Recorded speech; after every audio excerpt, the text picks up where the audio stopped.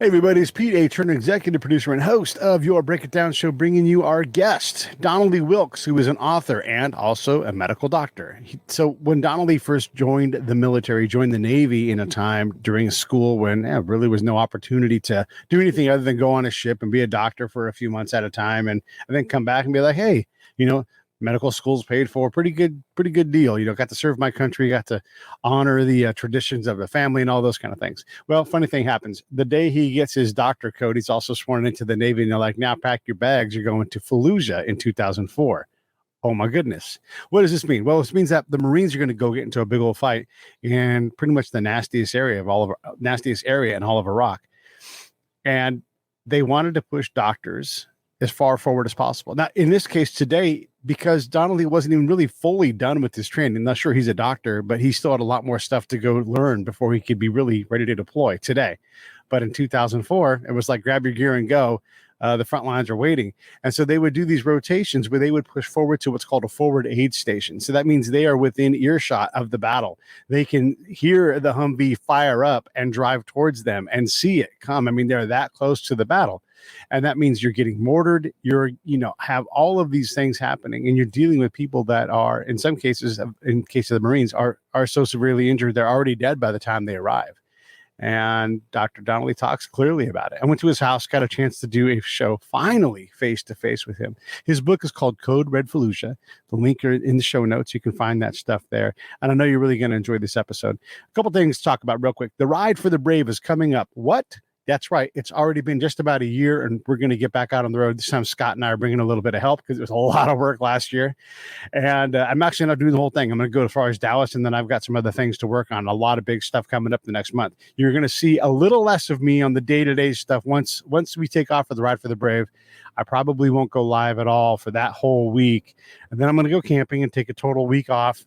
And then I'm going to go on a road trip, and I'm going to grab some shows in Arizona and Texas, and then Chris Thomas King and a whole bunch of other stuff in August. So I'm going to get on the road and go do that. You guys are making that possible by supporting the show. It doesn't put me up in comfortable hotels at night, but it does get me out there, buys gas. It helps me get equipment that I can make myself more mobile. And so this is part of what you all have been doing when you're hitting that PayPal link. If you're like, hey, what's Pete talking about? How do I support Pete? Go to breakitdownshow.com, grab that PayPal link. Tell me you need it. Email me. I will send it to you. That PayPal link is my version of Patreon. We don't need Patreon between us to take a piece of the pie. Listen, whatever it is that you want to do, a monthly thing is super helpful because then I can use that money and I can budget in, right? So if you do $5 a month, $25 a month, $100, whatever it's going to be, I'm going to put that money right back into this show. It's going to put me on the road. That's what we're talking about. That's what you do to get old Pedro on the road. So if you want to support the show, breakitdownshow.com, grab the PayPal link and do what you think is best. And if you're also into the charity side, same thing applies for Save the Brave. Go to Save the Brave, go to the Donate tab and click there. We are going to be on the road. So when you put that money in, it's buying gas to keep the van moving across the country, allowing us to take and go out and see people and watch the magic of what happens once we get on the road and people show up and they're desperate to help. And you're like, well, we're here and we need help. And it's in terms of finance and everything else. You can also share the posts that we put up. We have all kinds of beautiful things coming. You're going to love it. Great videos, great images. Share that stuff. That lifts up the overall Save the Brave message. And one other thing you can do is just to say, hey, Pete, how can I help? We'll find something for you to do. Save the Brave, savethebrave.org. That's how you can help with that. All right, here comes Donnelly Wilkes. Enjoy. Lions Rock Productions. This is Jay Moore. This is Greg Cruz. This is Bryce Vine. This is Dexter from The Offspring. This is Nathan This East. is Sebastian Younger. This is Daryl This is Stuart Copeland. This is Mick Gillette. This is Andy Summers. This is Dr. Bob Greenberg. This is Gabby Reese. This is Rob Bell. Hey, this is John Leon Guerrero. Hey, and this is Pete A. Turner. This is Donnelly Wilkes, and you're watching the Break It Down Show. And now, the Break It Down Show with John Leon Guerrero and Pete A. Turner. I'm live at Donnelly's house. He lives in a wonderful little community, and I love to get out here and go live. Put the sun on my face. I'm going to try to find a shadier spot. But the main thing is we've got Dr. Donnelly Wilkes on the show. He was in the Navy, deployed with the Marines in Fallujah in 2004, which was a nasty time to be in a very hard and nasty place.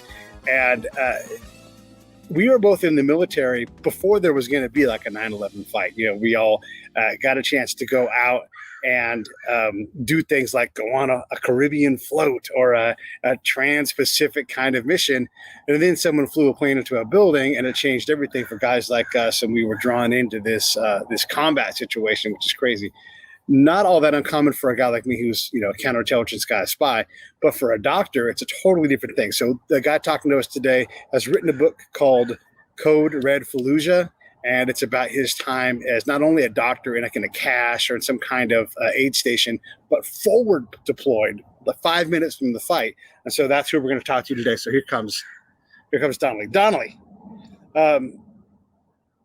when I ask you about being a doctor in a combat zone, how do you describe it? It was wild. That's one word. It was wild. It was extreme. The environment over there is extreme. I think that's probably the biggest difference from practicing medicine and providing care is just the environment that you're doing it in. And we can get into a little bit more of those details.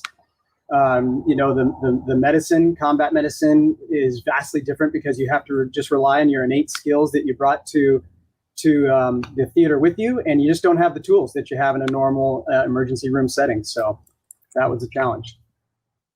When you deploy, I don't want to say just barely a doctor, but you're just barely a doctor. You're not even are you fully licensed? You're not full through all your training yet, right? I mean, that's part of the thing. You're right. Yeah. That's one of the main differences between civilian medicine and military medicine. Physicians, after 1 year of internship, can be plucked from residency training and sent to active duty commitments. And that's what happened for me. All other civilian residencies are at least 3 years before you can practice independently. So yeah, in many aspects, I was a baby doctor. When you think about that now, looking back as a full-fledged doctor with many years of experience, is that crazy or is that the right thing for some? I mean, look, you got to be crazy to go to a combat zone anyhow. And then even crazier to forward push out to, you are part of the fight. The fight comes to you every day. You talk about it constantly, being mortared, being rocketed, guys coming in. Like you can hear them fire up the Humvee. You can hear the firefight. You're that close to it. Does it take a young person who's crazy to do that kind of work? I think so. Crazy could be, one word, but it's organized chaos. One quote in the book I wrote when I was trying to think of how do I describe what I'm doing here practicing combat medicine. I said it's like ballet with a pole.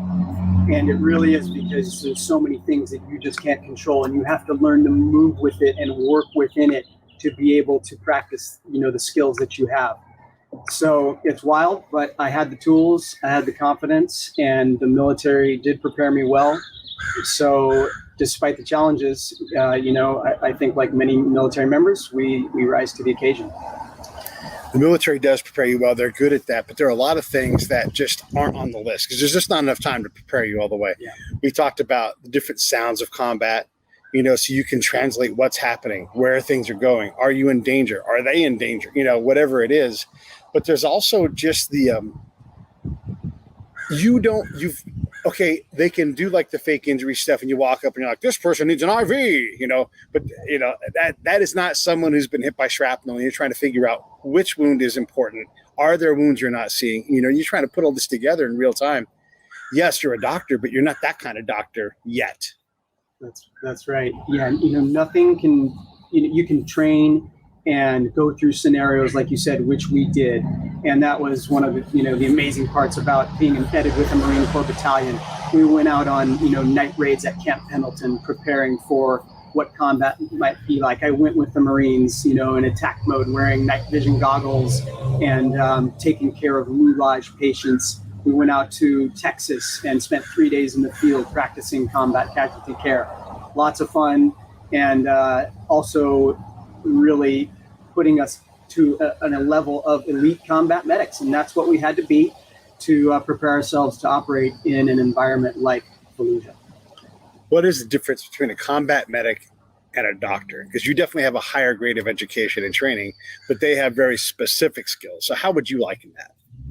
The main difference would just be the environment that you train in and the combat casualty scenarios that you go through. So you're doing field care, and you're providing that care in an environment that you typically don't see. So, for example, we had to do some procedures in the field. When I say in the field, we were underneath a freeway overpass, a few hundred yards from the front lines in Fallujah. Men are coming to us with severe wounds, head wounds, blast wounds, gunshot wounds, an RPG canoed through a Marine's shoulder.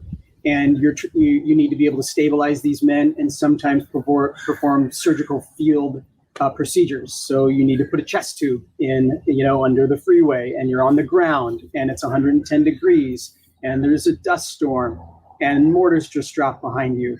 And you've got to keep your composure and take care of that Marine, stabilize them, and get them to the next level of care.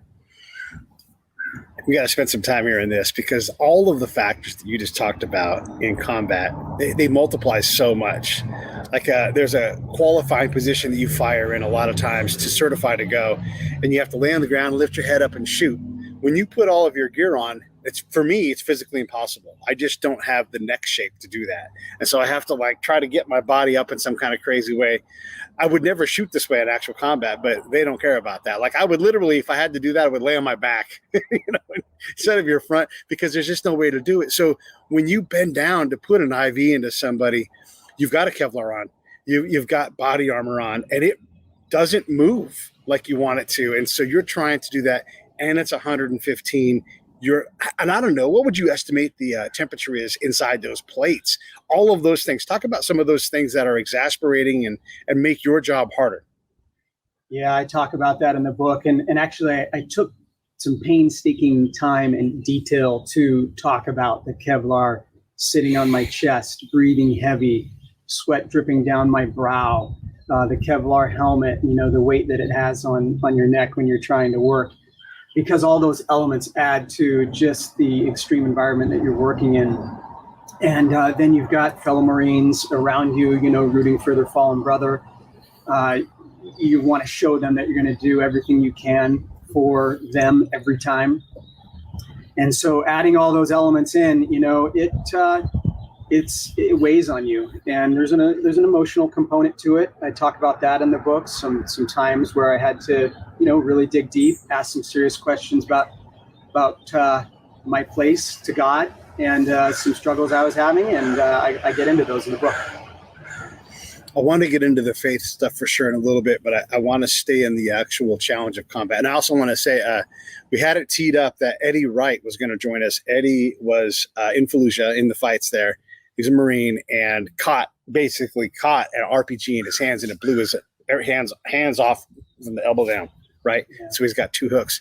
And we were going to talk about that experience from his point of view, because you didn't lay your hands on him, but someone did, and people were really getting hurt. I mean, every injury is significant. If you take a bunch of small shrapnel and it's just some stitches and some butterflies, you've been injured in combat, and if you come in and you've had an RPG shoot into your thing, that's not something that they can just have fake wounds and they can do all of that. But when they're brought in and their fellow Marines are keyed up, trying to make sure that you save their friend's life, and they're trying to do everything they can, and now it's all on you, that's a different thing. It's a different agreement that happens there, whether it's a minor scratch or they've been shot through and through some muscle and they're going to stitch them up and they'll be back at work in 2 weeks or whatever, or it's a life-altering injury, and that's if they're alive. Talk about sorting that out, because it is real to put your hands on someone and then not be alone and realize that you are performing this in a way that will matter tomorrow and the next day and the next day for these guys. That's right. And, I think that was one of the elements to providing field care that really hit me. And that is, being that far forward deployed in normal, emergency room settings and hospital settings, you have consultation from other physicians, from nurses, from great skilled technicians. And in our case, it was just myself and another physician, Lieutenant O'Connor. He and I would trade places at the Cloverleaf, taking shifts as the battle surged. And so besides my corpsman, I was on my own, no one to consult. And that left me feeling very alone at times. But, some people have asked me, how do you maintain your composure? How do you remember the skill set or the procedure or how to do it when the S hits the fan, so to speak. And I was trying to describe that. And the best way I can describe is that, you've got this little file drawer of skills and things that you've learned and situations that you've been in. And you access that file drawer when the time comes. You pull out that card and you just go to work because it's there. You've got the skill. You've been put in the scenarios to test you. And the military did that well. And you access that card and you go to work. And I think that's the best way I can describe it for myself when it came time to operating in an extreme situation. One of the parts of the book that you bring up, and it's really powerful, is basically, I think it's the first casualty KIA that comes, and the person's the person is dead when they get to you. But again, you have to perform this life-saving maneuver, this almost a performance, because although because you're a doctor that this person's dead, he was alive 5 minutes ago to his friends who brought him in. Yeah, and to be specific, if we're talking about Lieutenant Jackson, which is a fictitious name, I had to change some names to protect the identity of some of the fallen. He had what we'll call a mortal head wound, yet he was still breathing on his own, and so it was a rough situation. By all accounts, he should have been dead, and I was just really asking, good Lord, how is this man alive? Why is he alive? Should we even attempt anything? Because his semblance of any normalcy would have been horribly dim if we saved him. The answer took seconds. His fellow Marines are looking on, and we knew we had to show them we'll do everything every time. So we proceed with all-out efforts to try to save him. And despite our best attempts, he does pass away right there as we're working on him under the clover leaf. And kind of instinctively, we're gathered around him in a circle. We just link arms, and I lead a prayer over him. The battle's still happening in the background. His Marines are gathered around. There happened to be an AP, Associated Press photographer, who had been dropped off there. I didn't even know it. He snapped a picture. It became, a Pulitzer Prize-winning photo of that moment. And we said a prayer for courage and strength and the will to go on in the fight. And then we got up off our knees and kept going to work. And that embodies the Marines and the Navy corpsmen and the spirit that we brought to that battle. I'm going to pull that image up here so everybody can see it, because it is important that we understand, these are real people, and you're inventing things on the fly. And what you guys are looking at, that's the Pulitzer Prize winning moment, and the legs that are straight out is in this case, fictitiously named Lieutenant Jackson.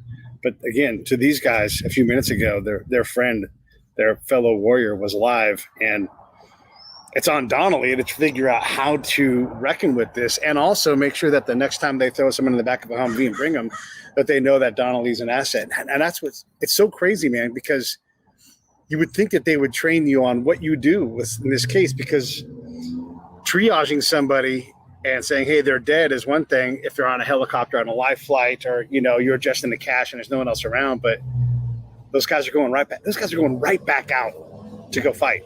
Right back in the fight. Yep. And man, that's the spirit of the American military. I love that part of our history, and it's what we do. And there's time to show emotion, and I'm balancing that with leading the prayer and knowing that I want to take a moment to recognize that our fallen brother. And at the next moment, I know we got to get ready for the next casualty that's going to be brought in right behind them. And so I think I learned some leadership skills that way. You can't teach those. They come to you. And I feel blessed and, honored I was able to be a part of it and grow from it. And it certainly made me a better physician, husband, human, having to go through those kind of things. How long is that deployment between rest for you when you get to go back and do it? And it's not fair to call it R&R because you're still working and you're still in combat zone, but you're not on the tip of the spear. You're on the edge of the tip of the spear. But how long were those times when you were the forward doctor before you rotated back? And then also, what's the pace of work?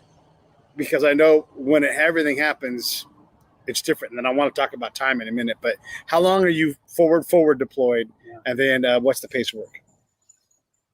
Our forward operating base was at the time called Camp Mercury.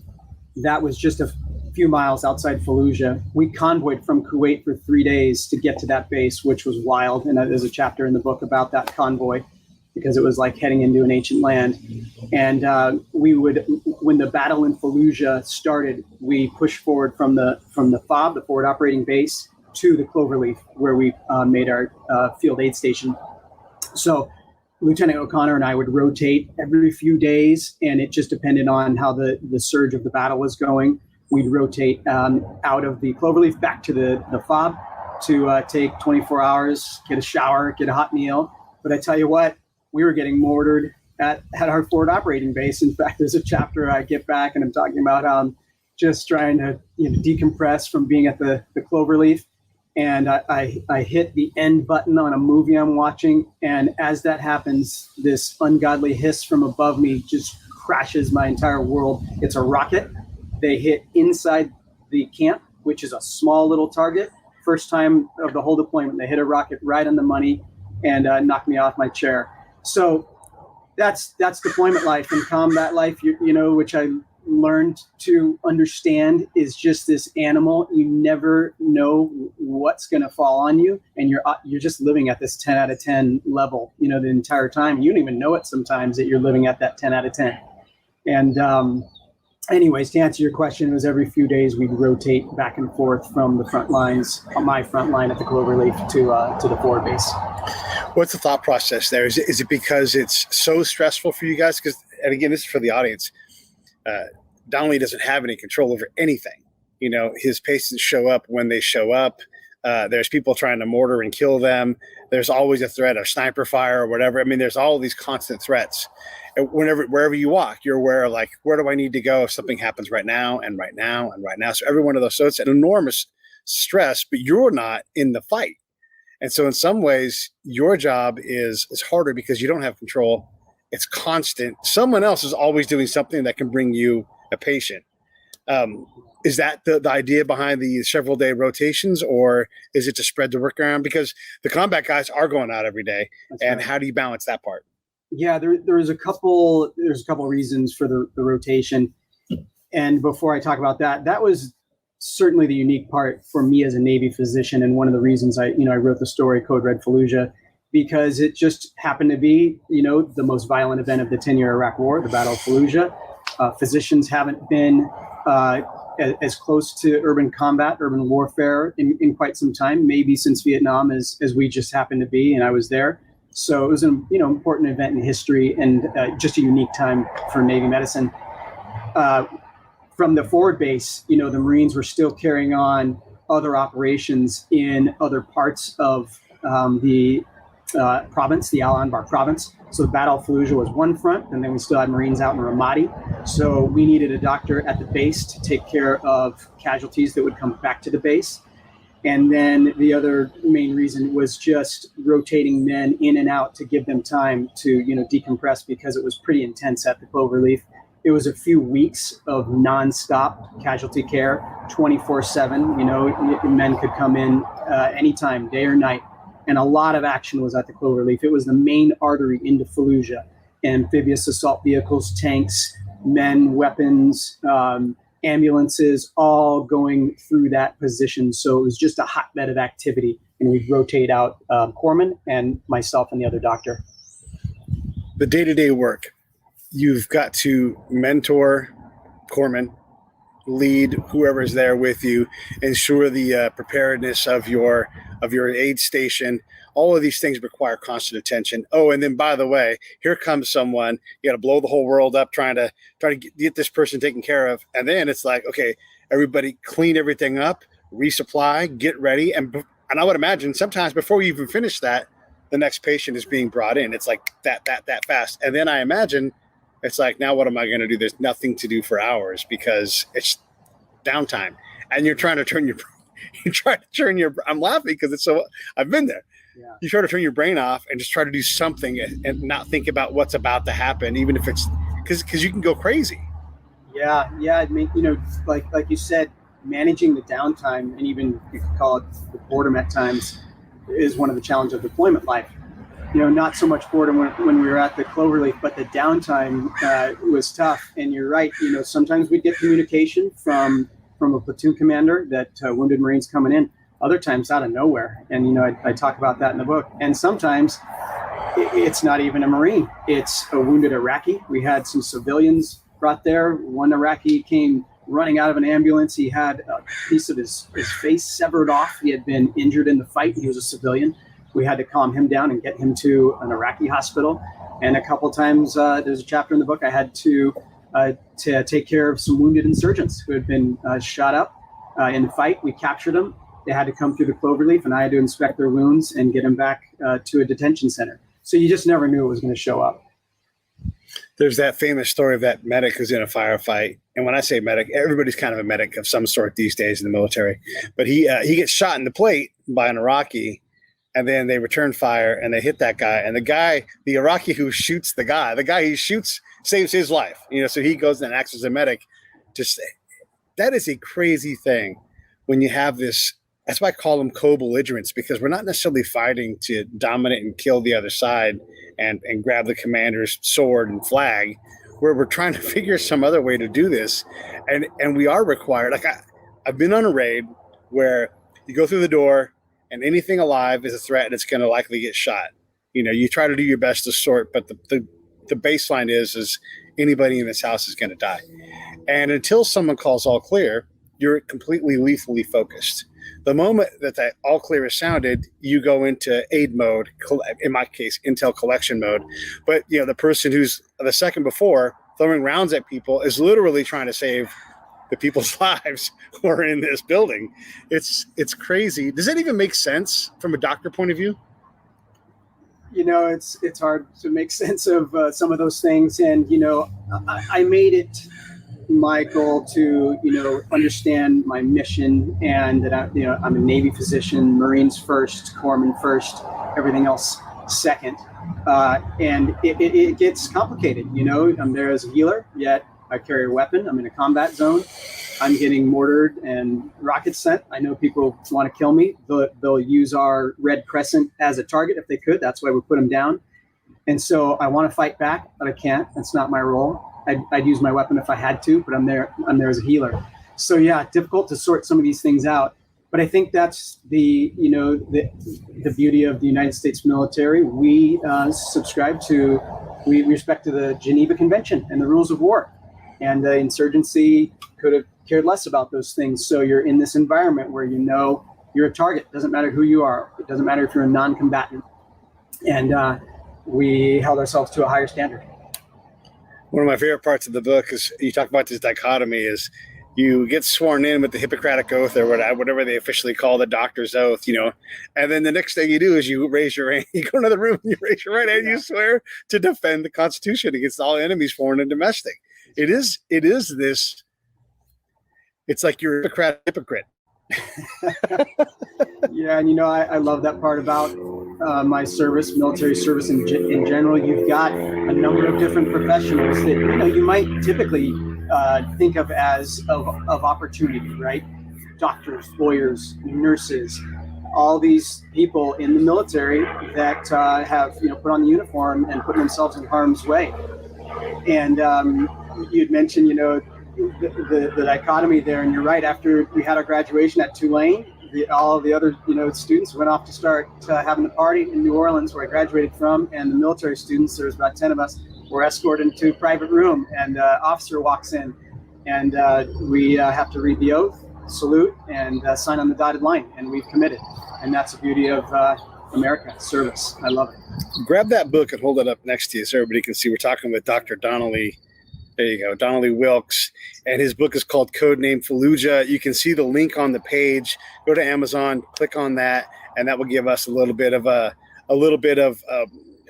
taste of when you buy the book. The book is fantastic. It's short. It's easy to read, and no one's written anything like this for a long time. I mean, the story of a doctor. We think about MASH, and I don't want to get into the MASH cash kind of story in life and everything, but this is an important tale, and this just happened. Okay, granted, it's been 17 years or so now, but these things normally don't ever get written, and you've done it in a way that is completely accessible. And I definitely recommend the book to everybody who wants to understand it.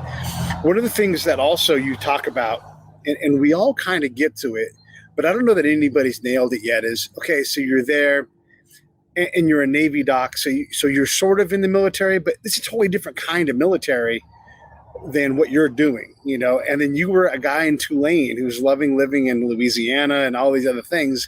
And now, I mean, you talk about it, it's completely foreign to what you thought the path was going to be.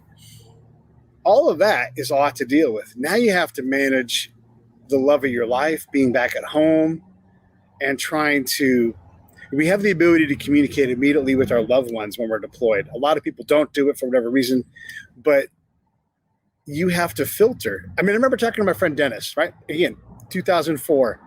And I would type, and I'd say, boom, boom. Every time I heard something blow up, us or them, boom, nonstop, boom. So you can get a feel for how violent this place was, And so talk a little bit about how you manage that with your loved ones as you try to relate to them what you're experiencing, but also not add to their struggle.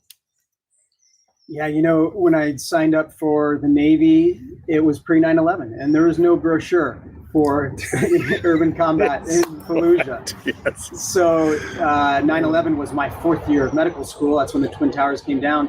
I didn't know exactly how, but I knew on that day that my military service would change forever. And, within a year and a half, it certainly did.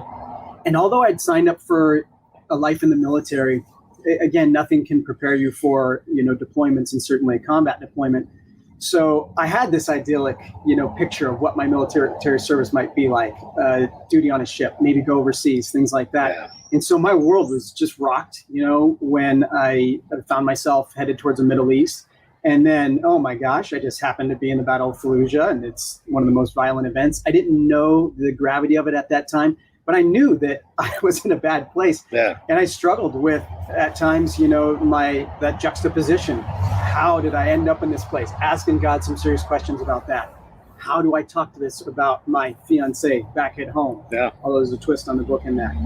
How do I explain this to my loved ones? And while I was there, I decided that I couldn't explain it. I knew that it was something that you had to be there, had to see it and feel it to fully understand it. And so I kept that part to myself for a while, I think, to protect myself and my loved ones back at home until I was ready to talk about it.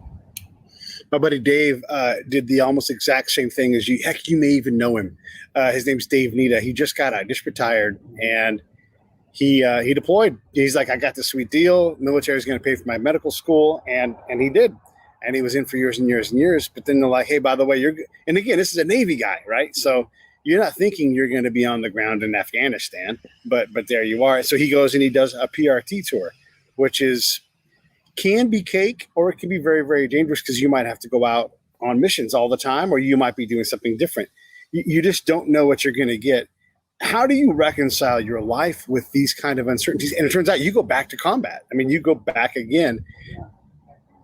How do you reconcile that uncertainty and put yourself in that position? I mean, it seems like you could say, I'm just not going to do that and find some other tour and do something else rather than go back to Ramadi or Fallujah again. Yeah, I went back in 2008, and that was the origins of my book, Red Fallujah. I took my field journal on my second deployment because when I got the call to go again back to Iraq, emotions were stirred. I've got to talk to my wife and tell her that we're going to be separated for another 10 months at least type thing, and it was tough, especially since my commanding officer had just said I was probably going to be fine, staying home, and then got the call to go. So it was tough, but I knew that was the life I had signed up for, and I knew what to expect this time going back to Iraq. So I took that field journal and I started writing, and it became therapeutic to be able to put my thoughts on paper on that second deployment, sitting in the Middle East, looking at the desert again. So that was therapeutic. That helped me get through.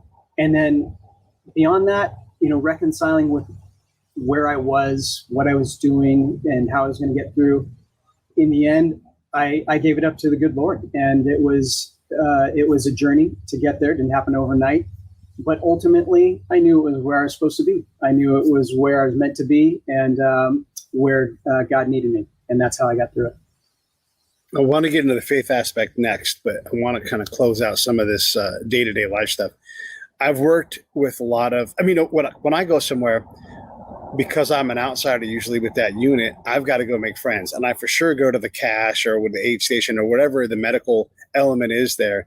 And you make friends with them because, I need friends. And I don't have enough people that who know who I am. And I don't, I'm going to get carried in. I'm just going to be some guy. And that's not how I want to be if something happens. So, and doctors are good people to hang out with. They're very funny and everything.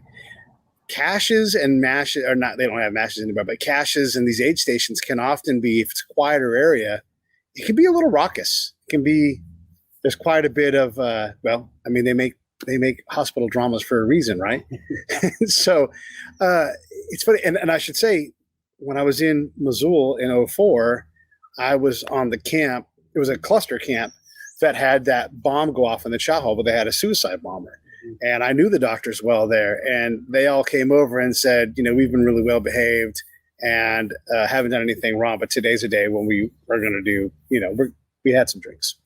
And it was a day when you needed drinks because not only did they blow the chow hall up, they purposely targeted the hospital during triage. So they were bringing all these bodies, and I think it's still the biggest camp bomb that happened during any of the Iraq-Afghanistan wars. It was significant. And so there's all these people laying around, dying, dead, injured badly.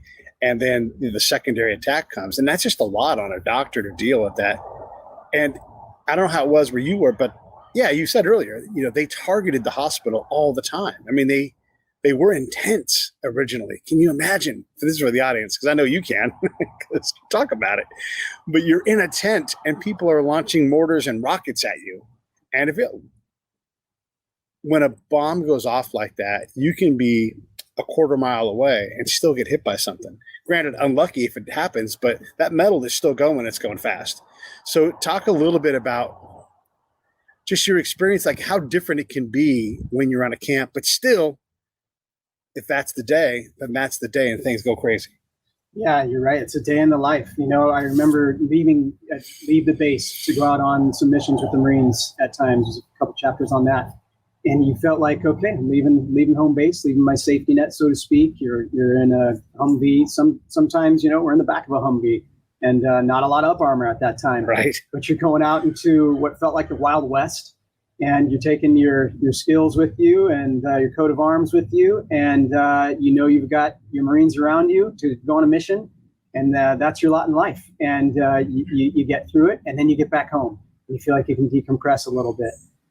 But then to your point, just when you might unwind a little bit, boom, some mortars land. And, fortunately, they weren't extremely accurate with their mortars, but they'd hit close sometimes, and in our camp sometimes. And one time, blew up a Humvee in a tent right in our camp. And even if they don't directly impact near you or you don't get shrapnel, just the concussive blast and the mental torment is intense. It takes its toll. And you do that for 30, 60, 180 days. And you don't realize, but it takes its toll on you. And it takes time for that to de-escalate when you come back home. So you learn how to deal with it while you're there. You're in survival mode, fight or flight mode. Everybody does it in their own way. And you also, of course, you laugh it off with your fellow guys. You just get mortared. And after you kind of get through okay, we're all good. Then you sit around and try to have a laugh, and tell stories about what you're going to do when you get back home. Yeah, and not every camp has hardened sites where you have concrete above your head. A vast majority of places that you live in are temporary. If they're tents, sometimes they're just literally like foam and aluminum sandwiched together. With some cement barriers around the sides. Yeah, and you accept that if the rocket lands inside my little square of sandbags, I'm dead. And how many times did the rocket come in and land where, I know you have it in your book, I've got stories of it, where the rocket lands and it blows up, but luckily everybody was out at work. Right. Or they happened to all be at the chow hall. I mean, there was one where the rocket went right between two living containers, and you're like, God, if anybody had been in there, it could be 8 people in there. If they had been in there, they'd all be dead. Yeah, and you had to accept it. And I remember when we first got there, just a couple of days in, we had arrived to our base, and we started getting mortared. And I took one of the Marine Corps officers aside, Mike Butler, and I said, What's going on, man? How are they getting so close so quick? We just got here. And this guy's a hardened warrior, and he says, you don't think they saw a convoy of 50 trucks rolling in? They know what's happening here. They know where their target's at. Yeah. And, they just roll out in the desert in little trucks with makeshift mortar and rocket launchers, and they fire them off and scurry away. And I said, Mike, how come we can't, get those guys when they do that? He said, hey, we're trying. We're setting up perimeters. We're going to launch counter artillery, but there's no way you're going to get them all. It's a game of numbers, and that's what you have to deal with. There's also and this isn't necessarily the Marine way to do it, but there's also like your reserve units, and they don't want to get into trouble. And literally, like, I see your guard says, hey, I see someone setting up a mortar tube. Yep. Are you sure? Well, continue to monitor. No, they're setting it up and they're getting the mortars out now of the truck. Continue to monitor. Okay, they've launched. Continue to monitor, because they didn't want to take, for whatever reason, that chance to re-engage.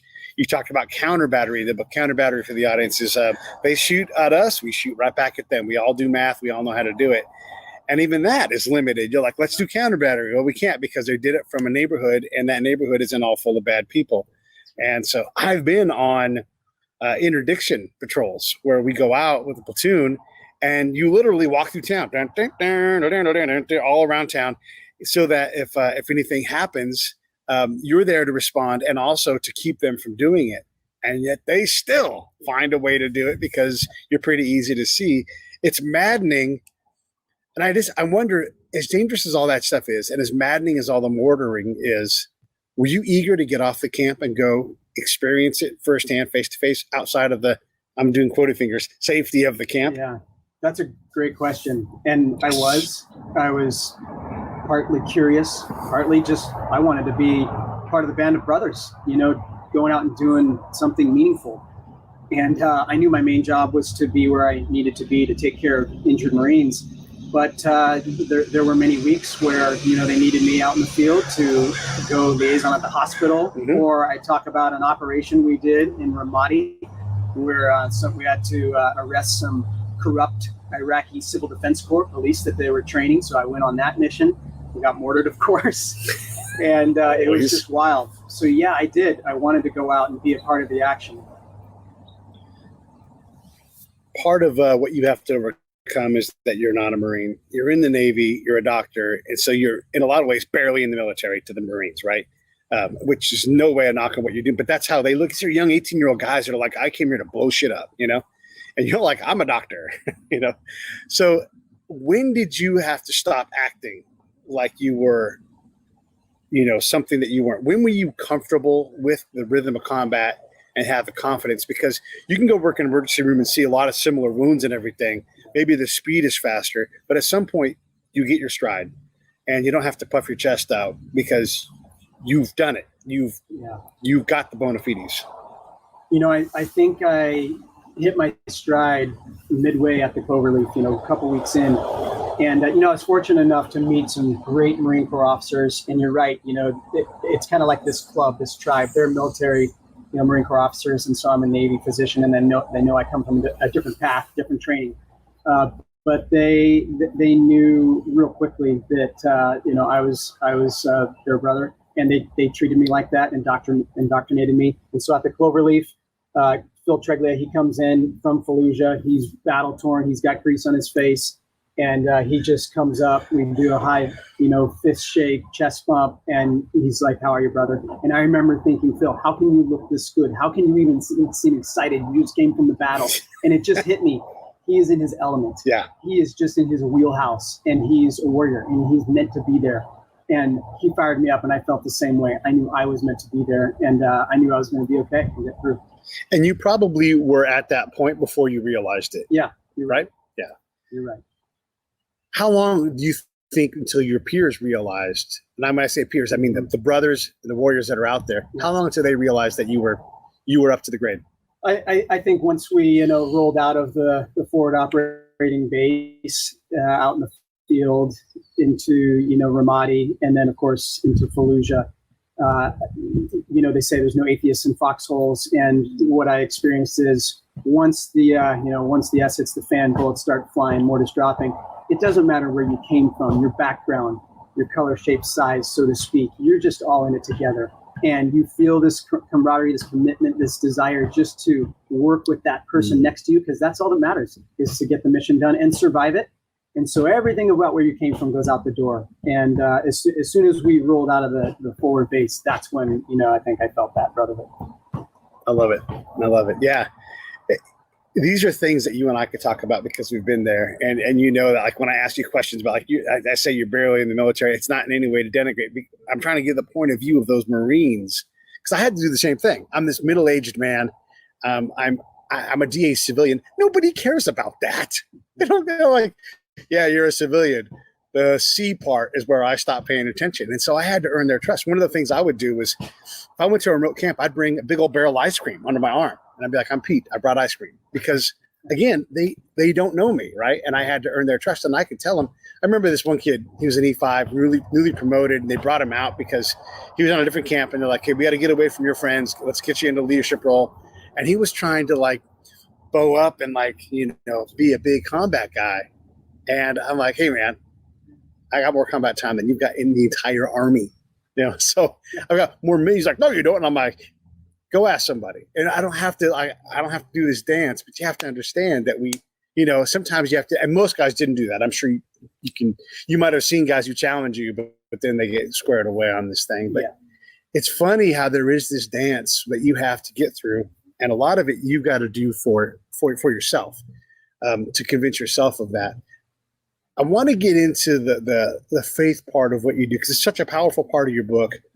And it's clear that you lean on the Lord and your faith to get you through these challenges. And I would imagine it changes who you are even to this day, that realizing that the faith is there, that you aren't alone, and you have this support around you, but sure can't see it, sure can't talk to it directly. And it's easy to forget that it's there. And I would imagine that even though you've made that leap, you often have to remake that leap, because it's easy to forget that leap has been made and that you have given all this stuff up. Yeah, you're right. In the book, I talk about how, I came from a Catholic background, in, Christianity, growing up, and all those kinds of things were part of my upbringing. And then I talk about how I go into medical school and join the Navy, and, those things go by the wayside a little bit. And then, of course, you get into an intense environment, combat, and you start leaning on those things again. And initially, I was challenged at how I ended up in this position, and why me, God, asking some serious questions. And I want the reader to know, and everybody know, that's okay to do that. It's okay with God that you do that. Ask questions. You can have doubts. It's important with what you do with it. And so for me, there's a chapter in the book where I just talk about how it all came full circle for me one night, asking those serious questions, figuring out what do I do in this moment to get me through, because there was this weight on my shoulders that I knew I just needed to release to help get through the rest of deployment and even understand why and where and how did I come to this place. And I did that. And I was, blessed to be able to reach deep, give it up to God, release some of these fears I had, and it helped me, sustain through the deployment. Yeah, we all do it differently. When I looked at it, I had to accept, because our camp was extremely dangerous. We got mortared all the time, which, as you know, like it's no big deal until it's the big deal, and so you are in danger constantly. And then I go off camp all the time, and I had to just accept that all of it's out of my control. And it is providence at the wheel, and you don't get to tell war. You can be great. I'm great at war.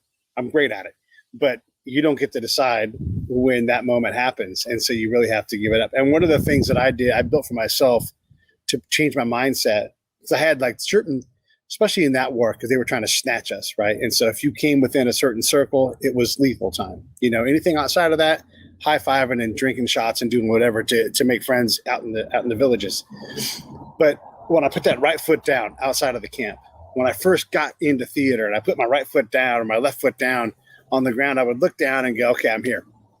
This is my situation. And now these rules go in. The other rules, like living in California or Chicago or Las Vegas, all those rules are over now. This is combat time. And this is maybe combat time light because we're on a camp. But then now I'm off the camp. It's a completely different thing. There's someone hunting you, and there's a threat everywhere.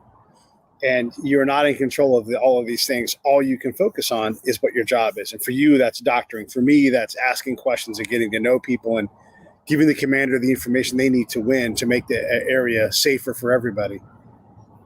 Is that still part of your faith now? Like, how hard do you have to lean on faith? This is a whole lot easier around here where we're sitting.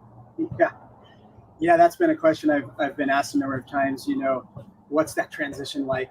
Coming from practicing medicine in the Navy and in a combat environment, and then civilian life, and isn't it boring or that kind of thing? And one of the things I talk about is that, and this is a common theme amongst veterans, you develop such a sense of accomplishment and pride, and that you're this warrior when you're in the military and doing these extreme things, and then you come back to civilian life, and how do you find that same sense of purpose? A lot of veterans talk about how it's tough for them to find that same sense of self-worth and purpose outside of the military. And that in some cases that even escalates, elements of combat stress and PTSD and things like that. I went through some of that. So I've experienced that, and finding that purpose again took me a little while to make that transition coming out of the military after my service. But I'm so thankful that, I've been able to reconcile the demons and take away the good. And I do feel, such a sense of pride and accomplishment, and just really lucky and blessed to be able to tell the story, bring it to others, and, hopefully even help others in their journey. How many other doctors like you are there that were right there on the tip of the spear? Because there's a whole lot of doctors that, and this is not a knock on any of them, but they have a much easier time. They're at a battalion or brigade aid station. They're at a cache. They're not doing what you did. How many people like you from that Iraqi era would you say are there? How many doctors went through that? Yeah, it's a good question. Of course, I don't know those exact numbers, sure. But there was probably only a handful that were in the extreme forward deployed positions and subject to the indirect fire. I'm very proud the Marine Corps awarded me a Navy Commendation Medal with Combat V, and I think I realized how important that was when I was interviewed by a Marine Corps Staff Sergeant, and his paraphrase was, "When I saw you were given a Combat V, I said, what the, is that, I wasn't even aware a doctor, would get one of those." So of course I was very honored by that, and I'm very proud of it. So there's probably just a handful. Of course, Lieutenant Cormac O'Connor, my brother, he's one of them. And there's a few that I know, and that even were, in more harm's way than I was. And at all times, the Marines were in more harm's way. So it was a unique part for what I did, but man, everybody was in harm's way out there, and I just happened to be there. And, one thing you mentioned earlier about making friends and, one of my favorite friends that I made, plural, was some of the special ops guys, because I found out they wanted to be my friend, which is pretty cool. They'd come by the battalion aid station and say, "Hey, Doc, come over here." And of course, these special ops guys, their training in field combat care is pretty good, but they wanted some, better skills. So they took me out to, the weapons range, when we're deployed, and they, we tossed grenades and we shot sniper rifles. Yes. And it was not just American special ops. It was Aussies and the Poles and the Brits. And I just love that part of our history, that since, the Great War and World War II, the freedom fighters of the world are coming together for a common mission. And they were out there, and it was really special meeting those guys and working with them. Yeah, for sure. And then also like, "Hey, I need an IV bag." And you're like, "Take it," but we always need an IV bag because we're, it's just, you always need them, and they're not easy to come by. It's always good to be able to support one another. Because we were in Iraq at the same time, I want to give you the opportunity to ask me any questions, because obviously it's not common that you get two people that have such a common experience. Even though we did totally different jobs, everything, we know what that time was like. I mean, I was in Iraq when those 4 contractors got hung from the bridge, and we all knew the game changed that day. And I remember when General Mattis his Marines were wiping out bad people. And then we had to pause, and I'm like, that's bad because, I understand there are a lot of dead people to get off the streets and stuff, but they gave the initiative up. So what questions do you want to ask me? You mentioned the Blackwater contractors, that died, and that was one of the nidus or the stimulus for understanding that we had to respond and go into Fallujah and attack the insurgency. And I always wondered what it was like to be a contractor because, we talked about how you're part of this band, this group, and I'm a kind of an ancillary provider. I'm not necessarily an infantryman. And so I'm along for the ride, but an integral part of the ride. And I felt security, though, that I'm in this battalion of 1,000 guys who are completely mobile and weaponized. And I felt that security around me. What was it like to be a contractor moving in and out of some of those elements is really what I'd like to ask you. Yeah, and at that time I was a contractor, so it's the perfect question. And we had people going back and forth to Fallujah, people going back and forth to Abu Ghraib, and I was at Baghdad at that time, and we were waiting to deploy. And I knew we were going to go to Mosul, but no one was in a big hurry to send us up there. It was like, oh, why don't you guys get in your Toyota Land Cruiser and just attach onto a convoy and just drive on up? And we're like, no. For anybody understanding, Iraq is the size of Texas, and they're saying basically drive the distance of Houston to Dallas, but take 12 hours to do it, and be exposed in a car that's a car. You're going to be in a car. So Toyota truck. Yeah, a Toyota truck, right?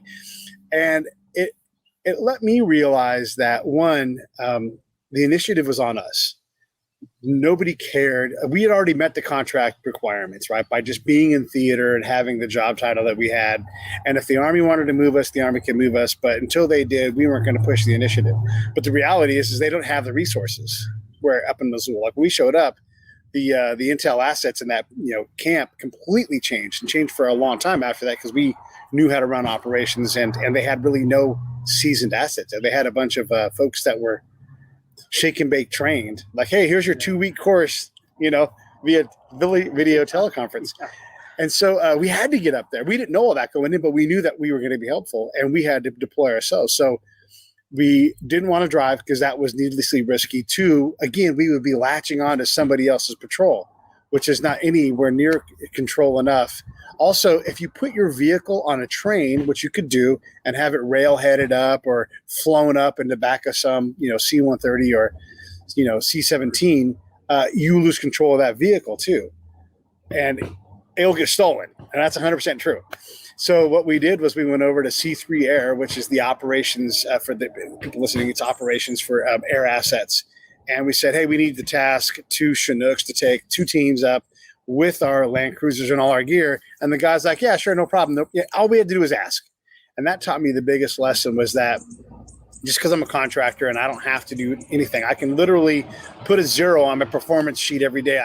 I didn't do anything because I was there. That was going to be good enough. And that for me wasn't ever going to be good enough because there's an actual fight going on and people needed our help. But that was the biggest thing that I took from all of that time was that this was a serious fight. And if I didn't get myself into it, I couldn't help. They needed my help, and they would provision me. So we would go to the commander when we got to places and be like, we're here to help.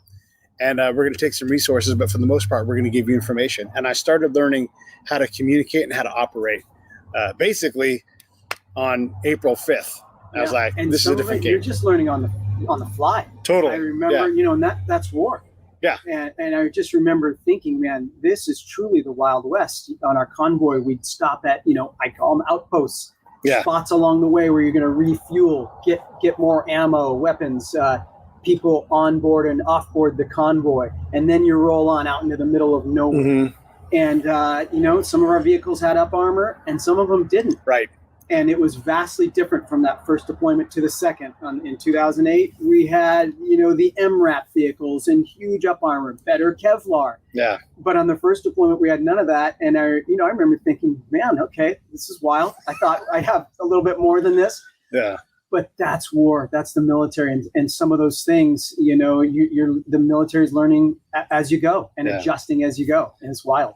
people often mock Donald Rumsfeld for saying, you don't fight with the army you want, you fight with the army you got. And he's 100% right. Yeah. Like, we didn't know. We had to go out and do it. When I deployed, I saw a Humvee for the intel asset there, and it had the bumper number from my unit that I was in Germany. And it still had the people's names from 7 years earlier. You know, I guess, let me think. I was in Germany in 94, 95, 96. And so in 2004, a vehicle from my old unit with people that I knew, their names were still in it. That's how unprepared we were. We were just like, bring it, it's in Germany, put it on a train and send it on down, you know? That's right. It's crazy. And just like the war effort of, World War II, it takes a little time to ramp up and get people in motion and produce new gear and get it employed and get it, out to the field.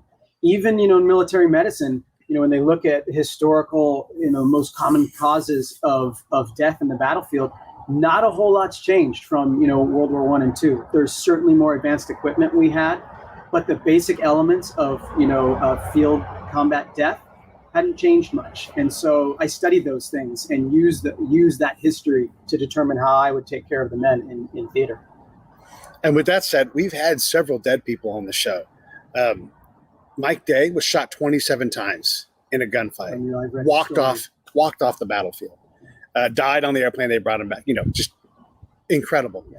We had Josh Montz on the show, dead for 15 minutes.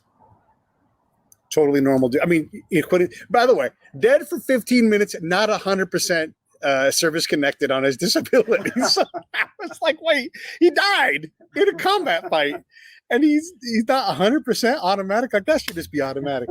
And then we had a cop that had 5th degree burns and survived. Just literally unbelievable. Yeah, he got hit from behind. Nothing malice, just like an accident. But he was on fire. They had just brought him out because we got to get that guy out. And they brought him out and realized he was alive. 5th degree burns. Yeah. Yeah, it's insane. So we have advanced a long way. But you're right. A lot of it is the same. If you can get him to stop bleeding, that's right. We're better at tourniquets now. Yep. Support the airway and then get him to the next level of care. Yeah. Well, listen, hold that book up one more time. Everybody, Code Red Fallujah from Dr. Donnelly Wilkes. Nice and high. And there's the link right there. Man, I appreciate you coming on the show. It's such a great tale. It's so neat. Anything in closing? Just a shout out to the service members, men and women of the red, white, and blue. You're the fabric. And you helped me understand the true meaning of service. I'm blessed to have been a part of it, and I love you for it.